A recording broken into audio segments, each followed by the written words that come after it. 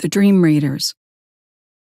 In the early years, I was cradled and kept by both the hand of God and by a southern tribe of women who believed in Jesus and could tell the future. The Jesus part was easy. It was as easy as heat lightning on a summer night. They were southern women, and Jesus ran through their blood like pine sap through the trees. You would think that the nature of God would draw more questions for the telling, more back-chilling, spine-tingling mystery, but this was not my case. This was the black and white of it, the cut and dried, the family Bible on the table, prayers called out over food and footsteps, Sunday go-to meeting. Jesus was no mystery. Jesus was real. The future, shrouded in forebodings and signs of all kinds, now that was a mystery. The men in the family knew no future other than the day at hand. They were rough and tumble guys. They fished, they worked, they drank, they told lies and alibis. The telling of things to come was not a part of them. Hard work was a part of them. Alcohol was a part of them.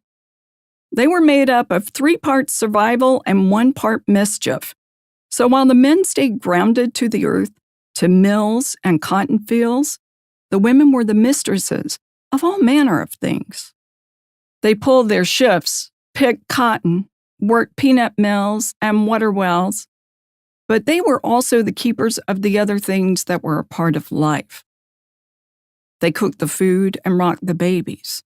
They tended to all things that fell into their charge and keeping. Blessings and dinner on the ground. Signs and wonders. Dreams and foretellings of different kinds. And the women drank this portion of their cup without complaint, carried the burden of all of it, and the men let them carry it on, following, slightly frightened by what they had married into. These mothers of mine, for they were all mothers, could tell things by the weather, by the way wild animals appeared and disappeared. They could call the sex of an unborn child, tell it by the way a woman walked, know if a boy child or a girl child was coming. They could find a missing husband, cold turkey in the middle of the night, 3 cities away in a stranger's bed. In some cases, they could tell fortunes. For them, the veil between time and distance and other worlds was then more gossamer than brick. Like the morning when my grandmother rose from a troubled sleep and announced, "Last night I had a dream of muddy water." She paused, took a sip of her coffee from a plain white cup, and looked up. "Go on," my mother told her. So she did. I was standing on a bridge, looking for something, looking up and down that creek.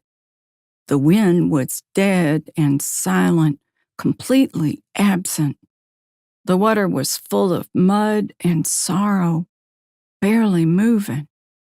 She looked at my aunts, seated around the table, her eyes passing over my head, which barely cleared the table's edge as I sat in my mother's lap. I never found what I was looking for. Then the circle of aunts shook their heads, went to tisk-tisking with their tongues, and picking up a thread of worry. What would come next? A sick child? Dead animals? A husband hurt or worse? And the worry would continue until, sure enough, the dream would fulfill itself. Bad times would land nearby. Too small for much of anything but being rocked, I frequently stayed there in that old house and slept alongside my grandmother. A tiny thing lying in that big iron bed, the sound of those old fans with blades that could chop a finger off. Rotating, stirring the hot air. Me, so small with eyes open, still awake. I'd look out the window across the dark field and into the woods. The sole survivor of the day, I would watch as thunderstorms moved across that field toward us. As it drew nearer, thunder would shake the house.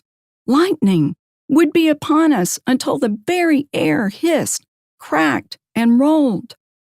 I thought we were going to die. Yet my grandmother slept on, breathing evenly in and out, exhaling sights unseen over me, until finally I drifted off into a hot but peaceful sleep of my own, sheltered there by my grandmother's faith, sleeping as Jesus did in the middle of the storm. The influences of her faith, their shadows, were etched into my bones and into the fabric of my being, emerging years later in stories of darkness and light, retribution and redemption.